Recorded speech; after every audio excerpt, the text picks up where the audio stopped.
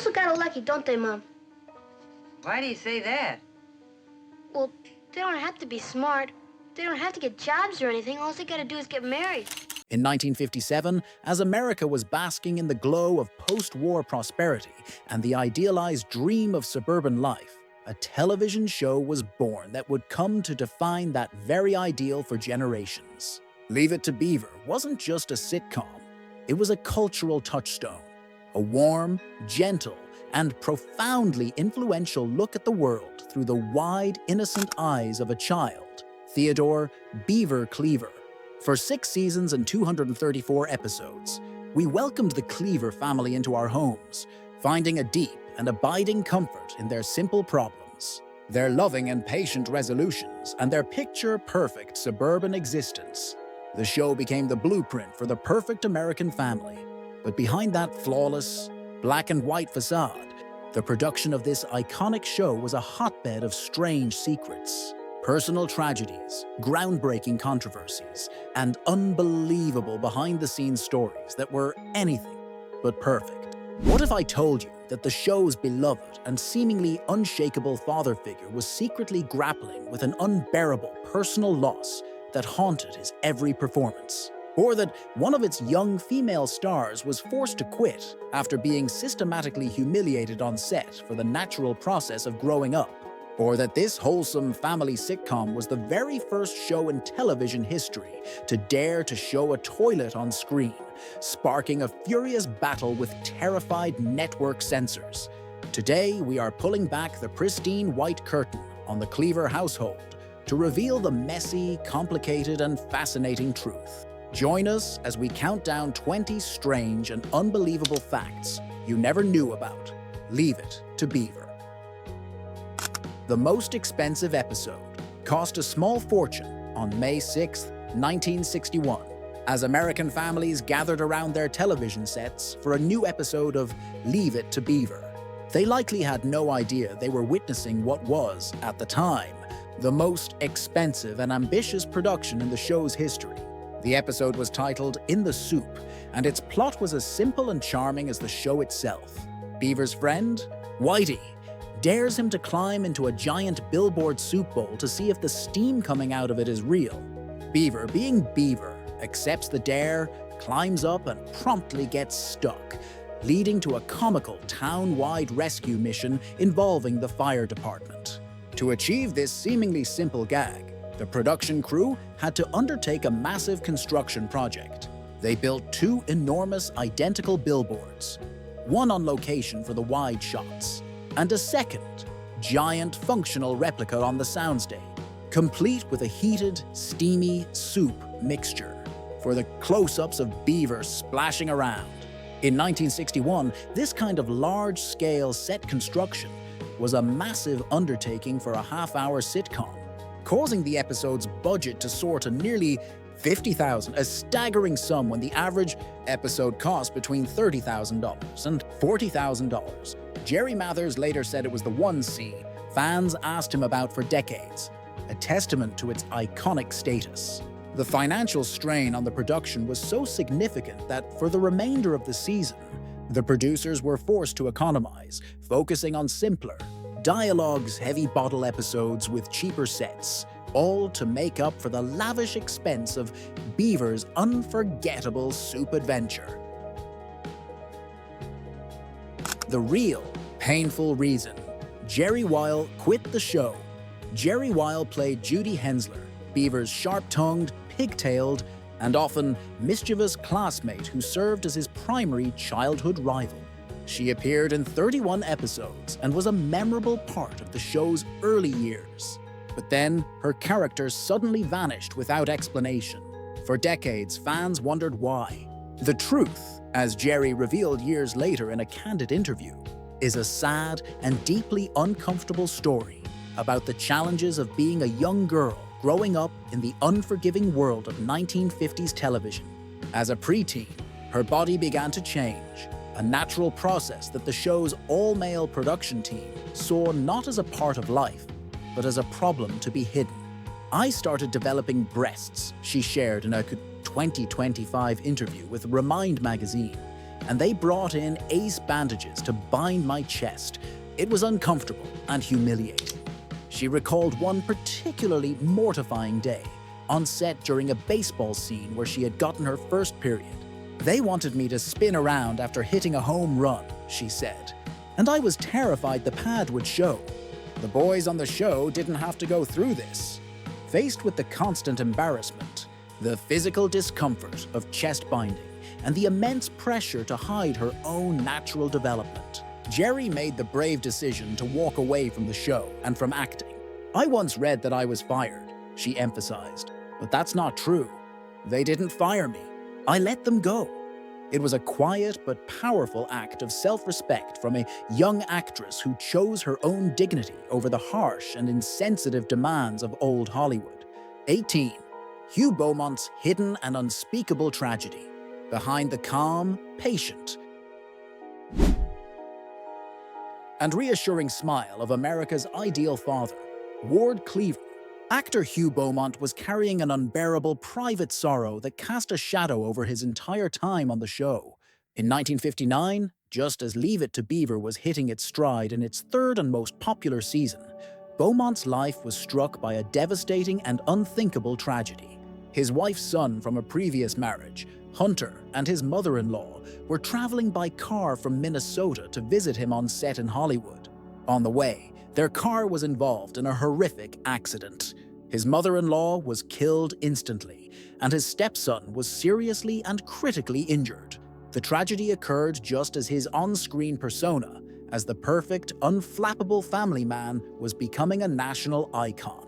Colleagues on set recalled that while Beaumont remained the consummate professional, never missing a line or a day of work, there was a new, profound sadness in his eyes that never left.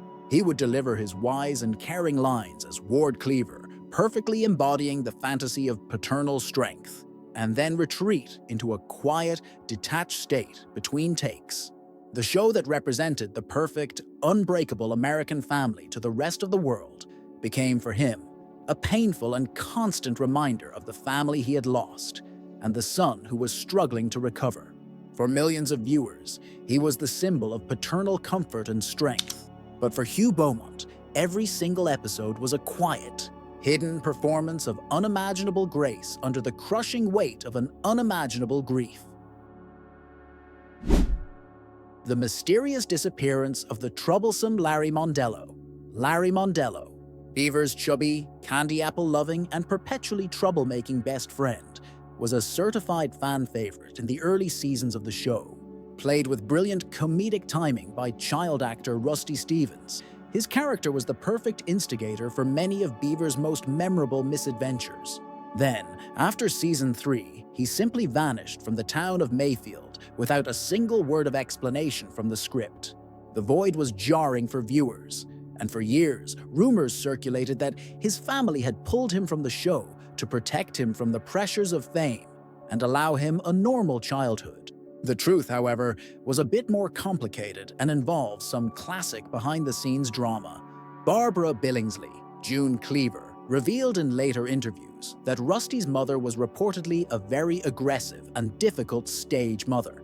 She was described as being overly intrusive on set, constantly interfering with the directors and frustrating the producers. This difficult relationship, combined with the family's real-life decision to move from California to Philadelphia, made the character's disappearance a permanent one.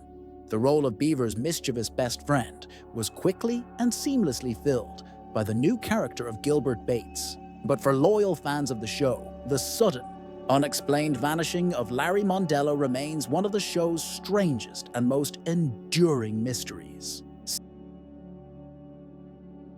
16. The actors were true, lifelong brothers, in real life. The heartwarming and utterly believable sibling bond between the ever-earnest Wally and the perpetually in-trouble Beaver was no accident.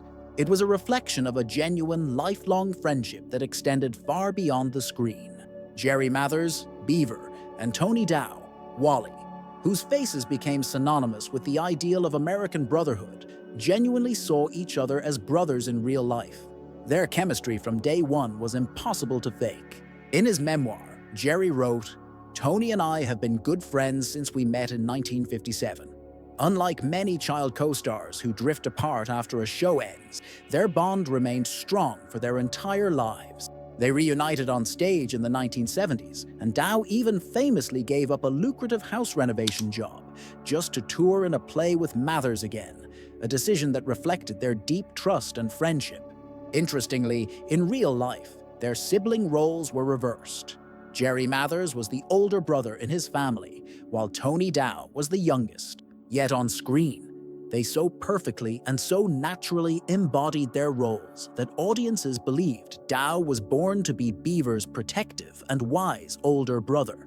Their off-screen care and concern for each other mirrored that of true siblings, creating a friendship that lasted for over 60 years, a rare and beautiful outcome in the often fickle world of Hollywood.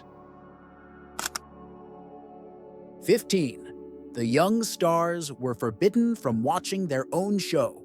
While all of America was gathering around their Philco television sets each week to watch the latest adventures of the Cleaver family, the show's two young and famous stars were strictly forbidden from watching themselves on screen. Tony Dow revealed in later interviews that the producers, Joe Connolly and Bob Mosher, gave his parents and Jerry Mathers' parents a stern and non-negotiable instruction: do not let the children watch the show under any circumstances. The reasoning was cold, calculated, and a product of its time. In their words, they didn't want the kids to get a big head.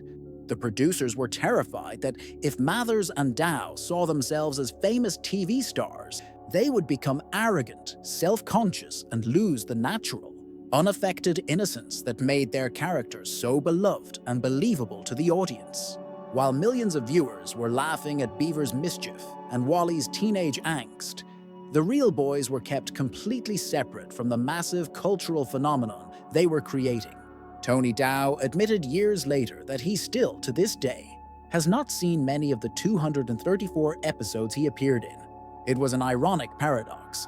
They were two of the most famous children in America, but they had no real concept of what their own on-screen personas were actually like.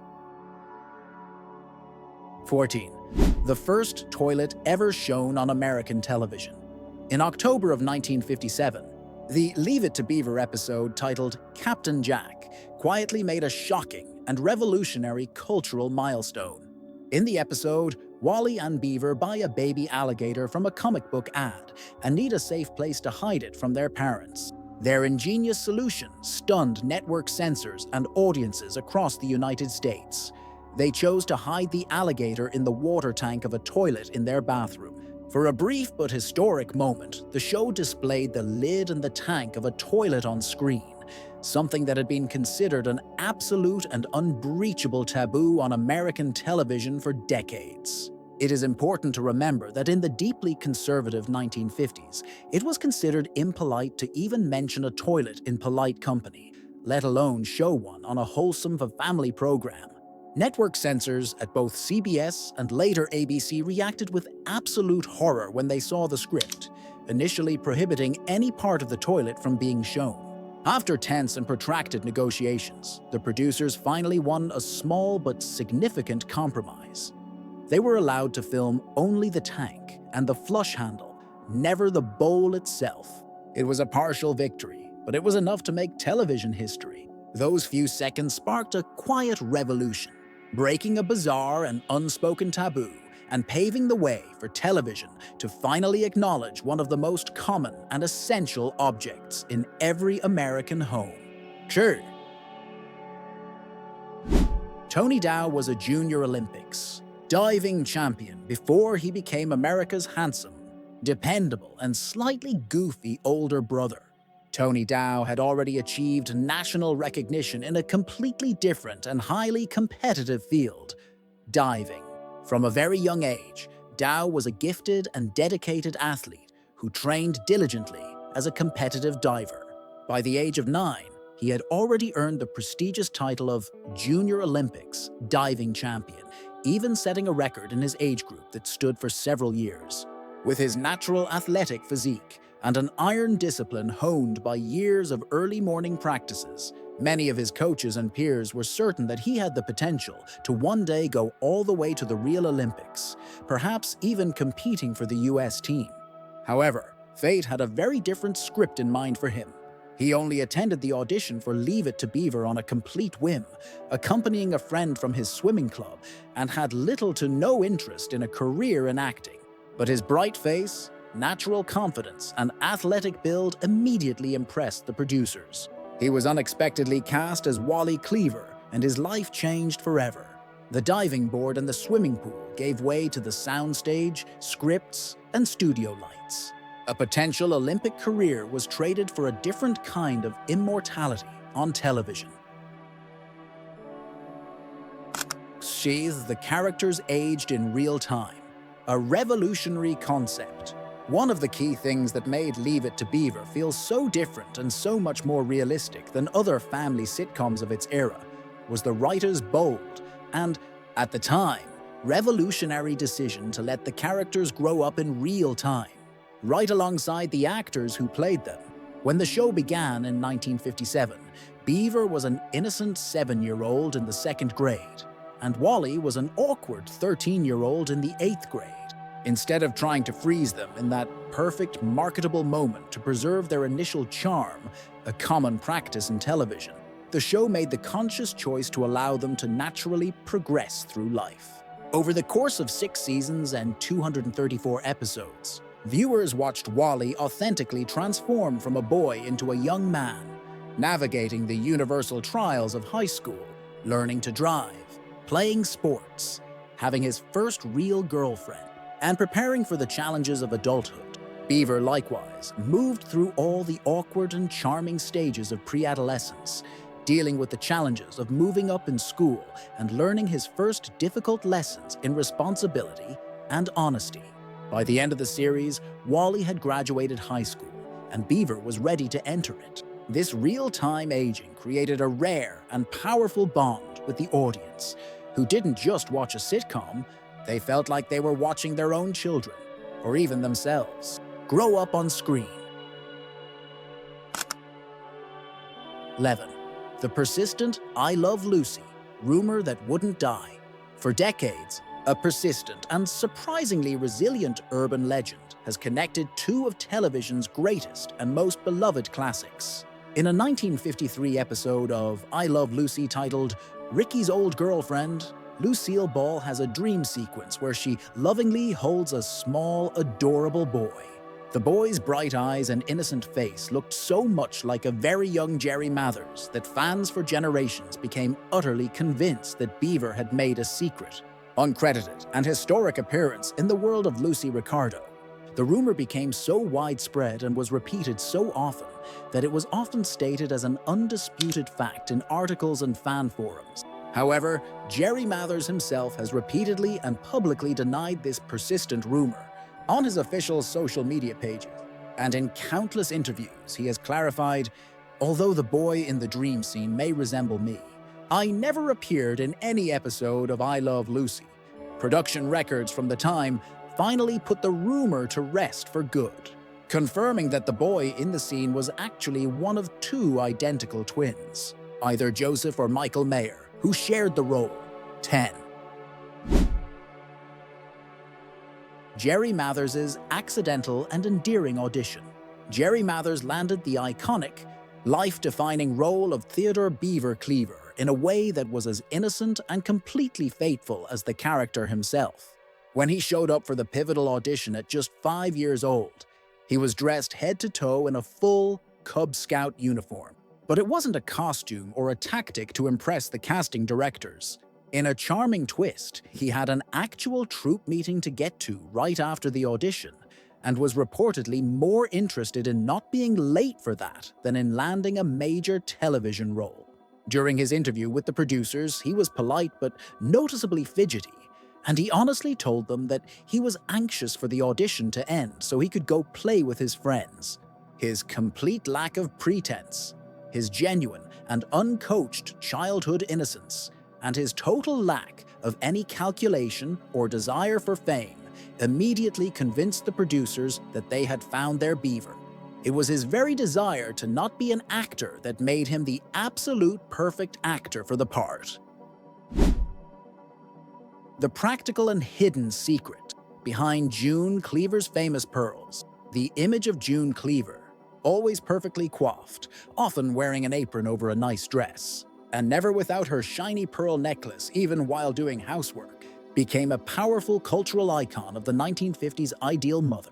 But the famous and ever-present necklace wasn't just a fashion choice or a symbol of her character's elegance. It was a clever and practical trick to hide what the actress, Barbara Billingsley, felt was a physical flaw.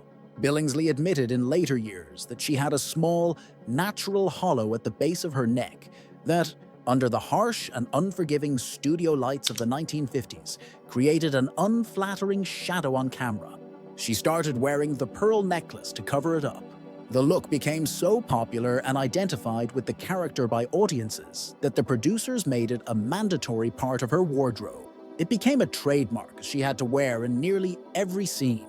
Whether she was cooking in the kitchen, cleaning the living room, or attending a party, the very pearls that came to symbolize her flawless, idealized perfection were, in reality, a clever tool to hide what she felt was a personal imperfection. The enduring mystery of Mayfield's true location. One of the show's most enduring and fun mysteries is a simple question that has puzzled fans for over 60 years. Where did the Cleaver family actually live?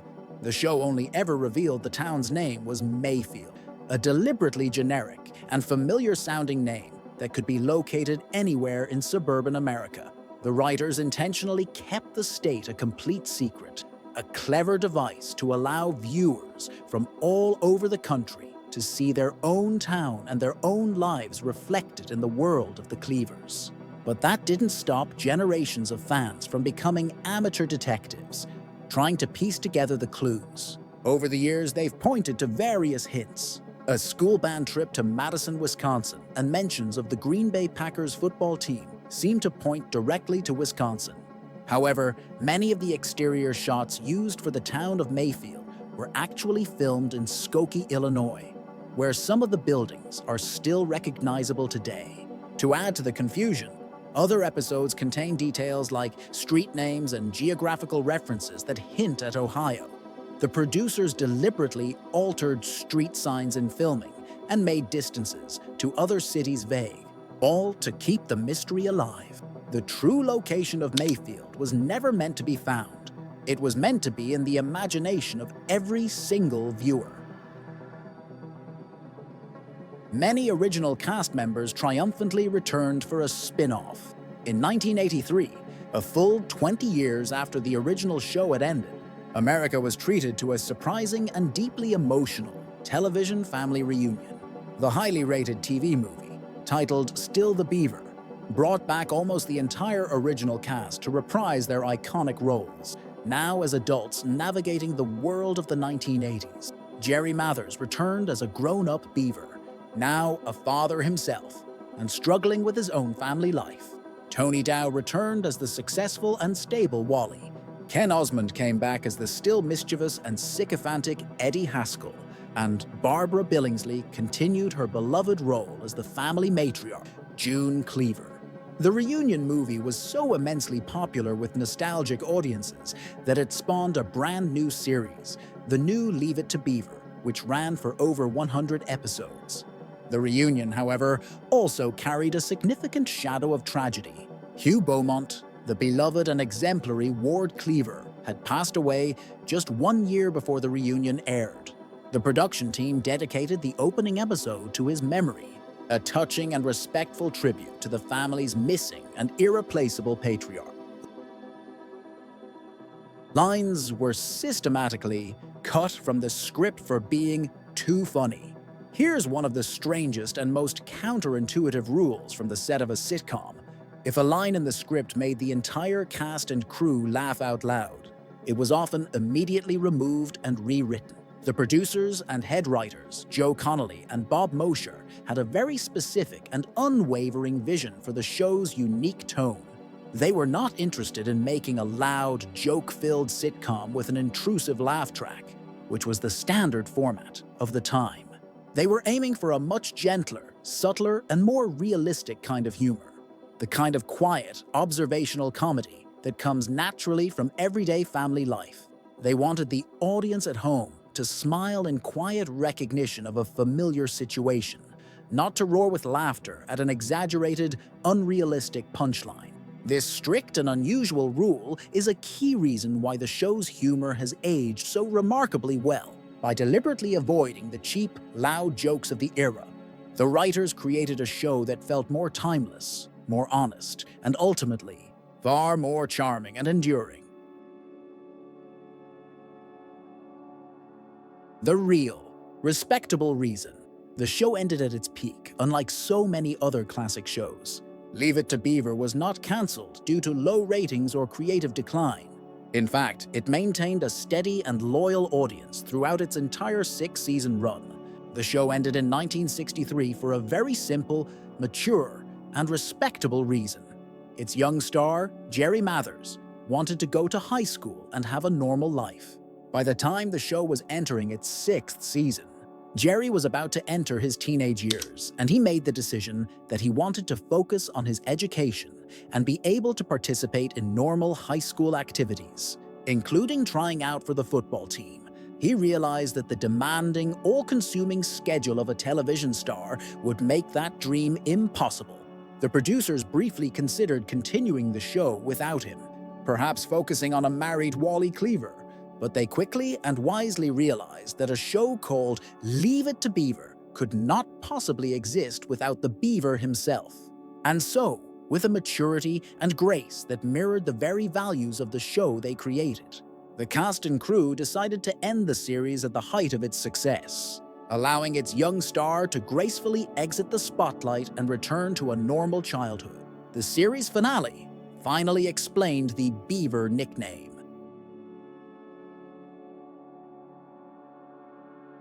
The show's final episode, a touching installment titled Family Scrapbook, which aired in June of 1963, became a significant milestone in American television history.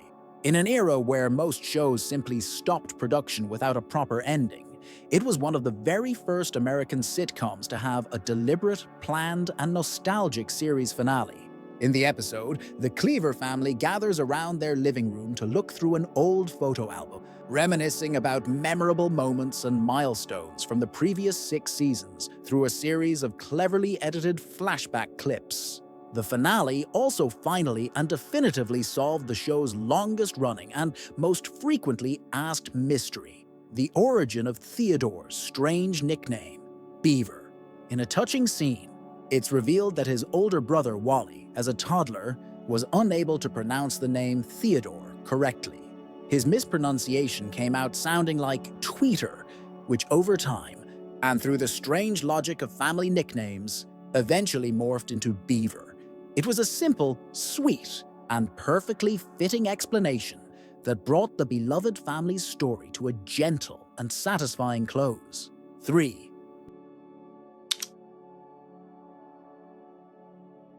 Barbara Billingsley's typecasting was broken by a shocking and iconic role. After Leave It to Beaver ended, Barbara Billingsley, like many actors on iconic shows, found herself severely typecast. For years, Hollywood producers and casting directors could only see her as the perfect, sweet-natured, pearl-wearing mother, June Cleaver, and she struggled to find new and different roles. Her career was unexpectedly and brilliantly revitalized in 1980 by a completely shocking and now legendary cameo in the classic parody film Airplane. In the film, she appears as a polite female passenger who, to everyone's surprise, is able to perfectly understand and translate the jive talk of 2 other passengers when the flight attendant is confused. The entire joke was in the hilarious and jarring contrast between her wholesome June Cleaver image and the authentic street slang she was speaking. Billingsley herself thought it was the craziest and funniest script she had ever read. The brief but iconic role completely shattered her typecast image, reintroduced her to a whole new generation of moviegoers, and joyfully rebooted her acting career for decades to come. Hugh Beaumont directed 23 episodes of the show. Hugh Beaumont was not only the moral center of the show on screen as the wise and patient Ward Cleaver, he was also a frequent and steady guiding force behind the camera. Over the course of the series, he personally directed a total of 23 episodes of Leave It to Beaver, including the iconic and emotional series finale, Family Scrapbook. This was no accident. Before becoming a famous actor, Beaumont had a solid background as a writer and producer, giving him a deep and intuitive understanding of storytelling rhythm and character development. Colleagues recalled that he had a gentle but firm and efficient hand as a director. He was particularly good at coaching the child actors, using his natural paternal instincts to help them deliver authentic and natural performances that never felt forced or overly rehearsed. His unique dual role, as both the on-screen father and a frequent off-screen director, gave him a profound level of creative influence that was rare for an actor at the time, and it helped to shape the show's famously warm, thoughtful, and consistent tone. The show's biggest lie: Wally and Beaver's real-life age gap. On screen, Wally was the quintessential older brother, always a few years ahead of Beaver, guiding him through the perils of childhood and adolescence. Tony Dow was cast to be about 4 to 5 years older than Jeri Mathers, and their on-screen dynamic reflected that age gap perfectly. But here's the final, weird fact. In real life, the actors were much closer in age than their characters. Tony Dow was only a little over 2 years older than Jeri Mathers. In the early seasons, this wasn't a problem. But as the show went on and the boys hit their teenage growth spurts, this small age gap became a major logistical headache for the producers. Jeri Mathers began to catch up to Tony Dow in height, threatening to ruin the carefully established big brother-little brother dynamic that was central to the show's appeal. To maintain the illusion of a larger age gap, the crew had to resort to old-school camera tricks. In scenes where they stood together, Tony Dow was often filmed standing on hidden ramps or small boxes to make him appear significantly taller. In other scenes, they would be strategically seated to hide the shrinking height difference. It was a simple but effective camera trick that protected the show's central relationship and kept the magic of the Cleaver family alive for 6 wonderful seasons. Leave It to Beaver, though a seemingly simple and straightforward family sitcom, revealed a world of strange, fascinating, and often poignant truths behind the scenes. From the very first toilet ever shown on American television, and a star who almost missed his iconic audition for a Boy Scout meeting, to an actor grappling with real-life tragedy in silence, and a show that ended at its peak for the sake of a normal childhood. All of these incredible stories combine to turn the show from a simple classic into an incredible and true television legend. Its gentle humor, its lack of a laugh track, and its groundbreaking focus on telling stories from a child's perspective created a timeless quality that still resonates with audiences today. It remains a beautiful and comforting slice of a bygone era, a powerful reminder of a time when family television aimed not for loud, cheap jokes, but for quiet, relatable, and enduring human truths.